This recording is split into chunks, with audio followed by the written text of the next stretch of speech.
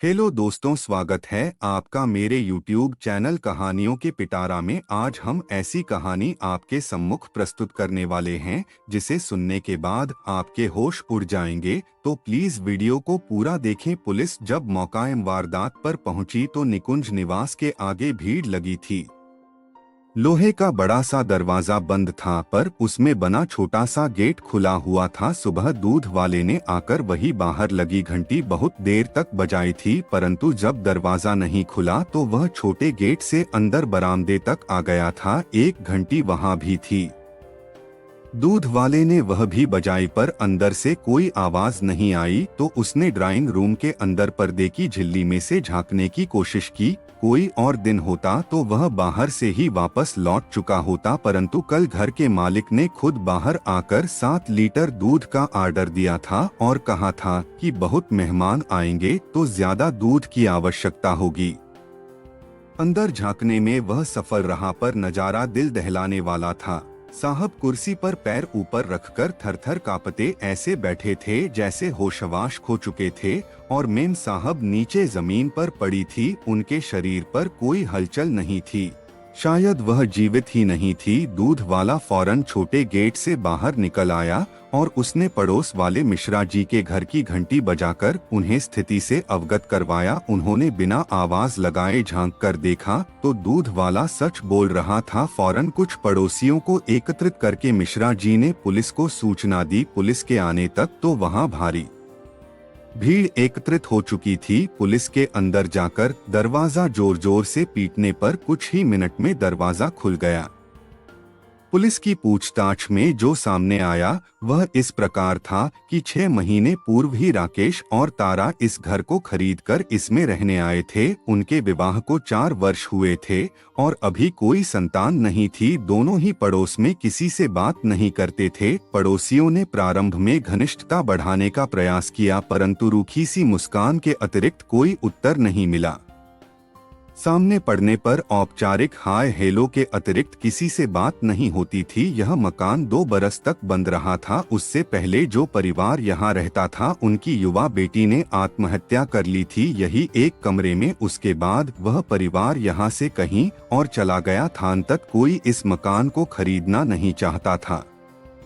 ऐसे में राकेश को यह मकान कम दामों में मिल गया था और उसने इसे खरीद लिया। पड़ोसियों के अनुसार पति पत्नी के संबंध मधुर नहीं थे। लड़ाई झगड़े की आवाज अक्सर ही वहां से आया करती थी। तारा की मृत्यु के बारे में राकेश ठीक से कोई जवाब नहीं दे पा रहा था। उसके गले में निशान थे जिससे पता चल रहा था कि किसी कपड़े से गला घोंटकर उसे मारा गया है, परंतु कपड़ा गायब था। राकेश के अनुसार जब वह सुबह करीब 5:30 बजे पानी पीने उठा था तो उसने तारा को इसी तरह पड़े देखा। उसने हिलाया डुलाया, तब समझ में आया कि वह नहीं रही। पुलिस द्वारा पूछने पर कि मेहमान कौन से आने वाले थे, राकेश का जवाब था दूध वाले से। ऐसा बोलने के लिए तारा ने कहा था वह कोई सरप्राइज देना चाहती थी। जैसे ही सूचना मिली दोनों के परिवार भी वहां पहुंच गई। तारा के घर वाले राकेश को कोस रहे थे। राकेश के घर वाले मानने को तैयार ही नहीं थे कि वह ऐसा कर सकता है। शक की सुइयां हालांकि राकेश की ओर ही जा रही थी। केस जल्दी ही सीबीआई के सुपुर्द कर दिया गया। संजय एक जाना माना नाम था। इस तरह के उलझे हुए केस की तह तक पहुंचने में उसकी ही मदद ली जाती थी। जब से केस उसके हाथ में आया लोग केस सुलझने की उम्मीद करने लगे थे। जब तारा की डायरी संजय के हाथ लगी तब राकेश और भी फंसता नजर आया, क्योंकि उसमें रोजाना के झगड़ों का जिक्र था।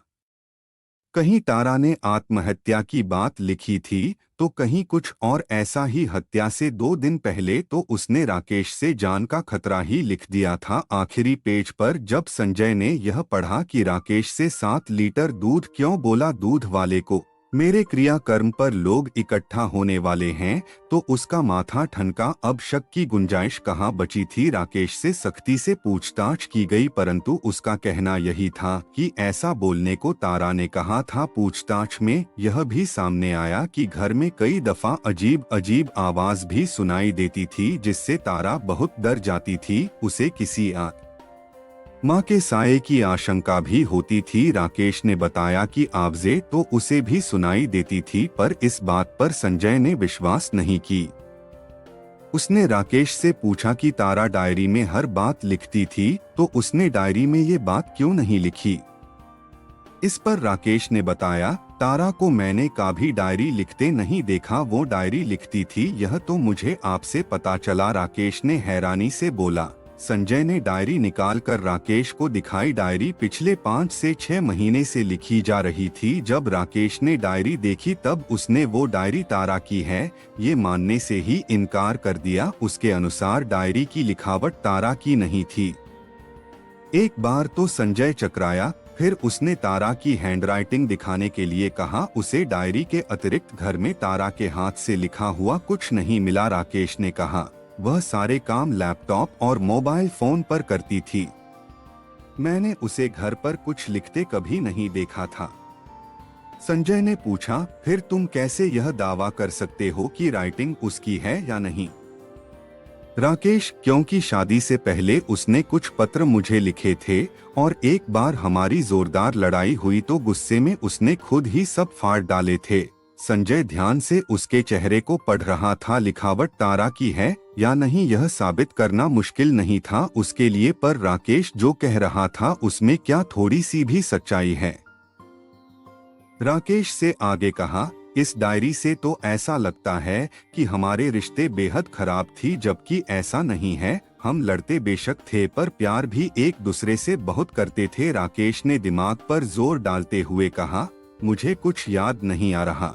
तारा की माँ को भी डायरी दिखाई गई तो उन्होंने भी लिखावट तारा की होने से इनकार किया। आगे की पूछताछ में तारा की माँ से पता चला कि तारा की एक गहरी दोस्त थी जो अक्सर उससे मिलने आती थी और तारा उससे बहुत प्रभावित थी। उसका नाम नीलम था, पर तारा का फोन खंगालने पर पता चला कि उस नाम से उसके मोबाइल में कोई नंबर सेव नहीं था। राकेश को उसके बारे में कुछ खास जानकारी नहीं थी।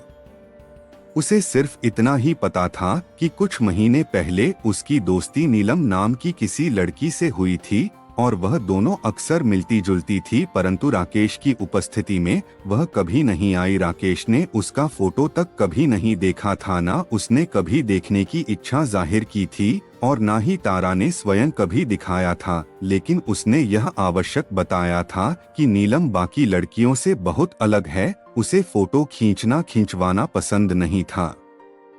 राकेश का घर पुराने बसे हुए मोहल्ले में था। दिन के समय वहां कोई गार्ड भी नहीं होता था, लेकिन रात को अवश्य ही एक चौकीदार डंडा फटकारते हुए कभी कभी गली में चक्कर लगा लेता था, परंतु पूछताछ में वह कुछ नहीं बता सका। सीसीटीवी कैमरा भी घर के सामने नहीं था। गली के कैमरे की फुटेज में देर रात कोई आता जाता दिखाई भी नहीं दिया। सबका शक बार बार राकेश पर ही जा रहा था, लेकिन नीलम को ढूंढना भी जरूरी था। आखिर खास सहेली थी तो आई क्यों नहीं।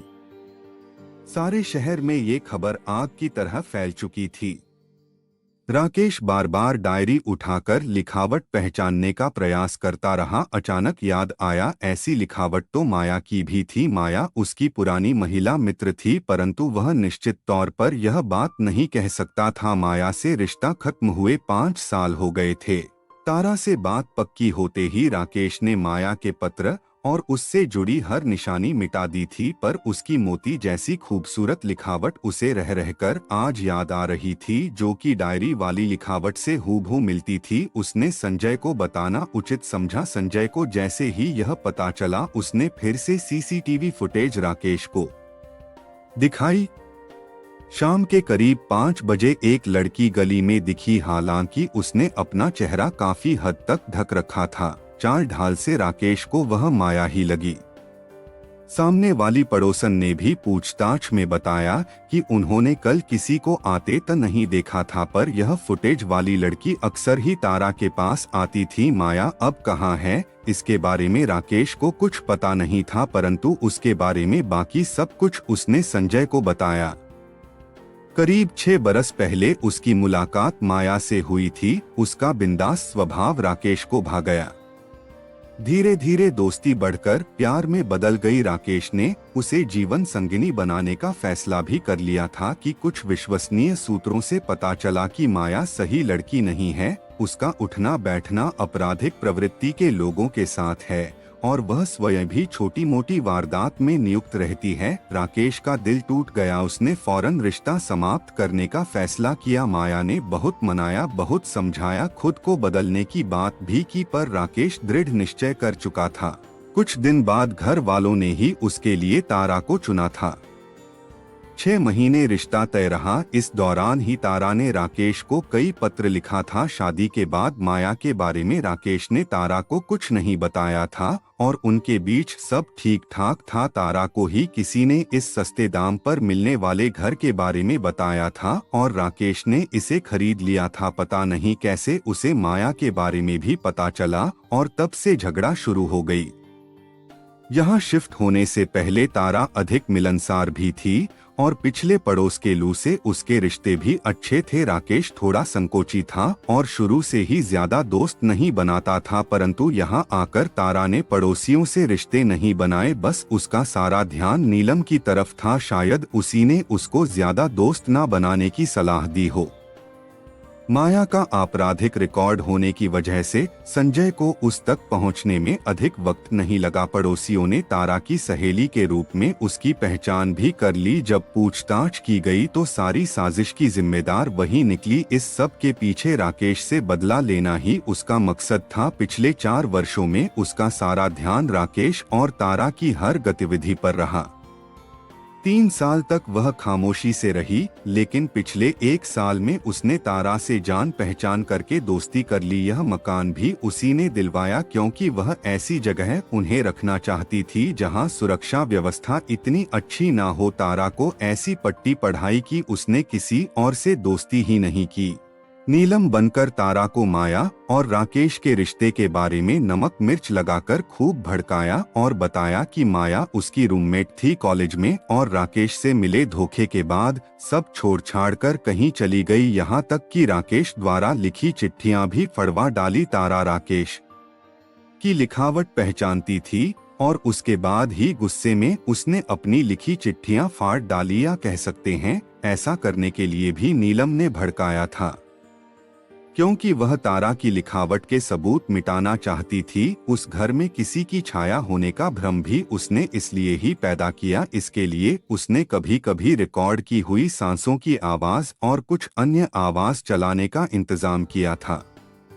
इस सिलसिले में वह उसकी मददगार भी बन रही थी। दूध वाला 7 लीटर दूध इसलिए लाया था कि भूत भगाने के लिए घर में पूजा रखवाई गई थी और राकेश के लिए यह पूजा सरप्राइज थी। सब कुछ योजना बनाकर 1 दिन पहले शाम को राकेश के घर पहुंचने से पहले वह प्रसाद के नाम पर नशीली खीर दे गई थी और खाना खाने के बाद राकेश और तारा ने वह खीर खाई थी। दोनों गहरी नींद में सो गए। उस दिन वह घर में ही छुपी रही। रात को तारा को खींचकर हाल में ले आई, जिससे राकेश की नींद ना खुले। अपने ही दुपट्टे से उसका गला घोंटकर मोबाइल से सारे सबूत मिटा डाली। मोबाइल फोन से वह नंबर, मैसेज सब कुछ डिलीट कर दिया। तारा की दराज में वह डायरी रखी, फिर बाहर आकर सुबह की प्रतीक्षा करने लगी। 5:30 बजे जब राकेश का नशा टूटा तो उसे प्यास लगी। तारा बगल में नहीं थी, उसे लगा वॉशरूम में होगी पानी लेने। वह बाहर आया तो उसकी चीख निकल गई। उसने हिलाकर देखा तो डरकर कुर्सी पर खुद को समेट कर बैठ गया। यह सब माया ने बाहर से देखा था। जब रोशनी के साथ सड़क पर चहल पहल शुरू हो गया तो चुपचाप छोटा गेट खोलकर निकल गई। उसने पूरी कोशिश की थी कि हत्या के इल्जाम में राकेश फंस जाए और सजा पाए, जिससे उसका बदला पूरा हो सके, पर ऐसा नहीं हो सका। बड़े से बड़ा अपराधी भी कोई सबूत छोड़ ही देता है, और वह तो फिर भी उतनी शातिर नहीं थी। संजय जैसा ऑफिसर सामने था जिसने निर्दोष को सजा मिलने से बचा लिया। दोस्तों, आज की ये वीडियो आपको कैसी लगी ये आप हमें कमेंट करके बता सकते हैं। ऐसे ही मजेदार कहानियां आपके लिए आगे भी लेकर आते रहेंगे, तो प्लीज चैनल को सब्सक्राइब करें और बेल आइकन को भी प्रेस कर दें ताकि आगे आने वाली वीडियो का नोटिफिकेशन सबसे पहले आपको मिल सके।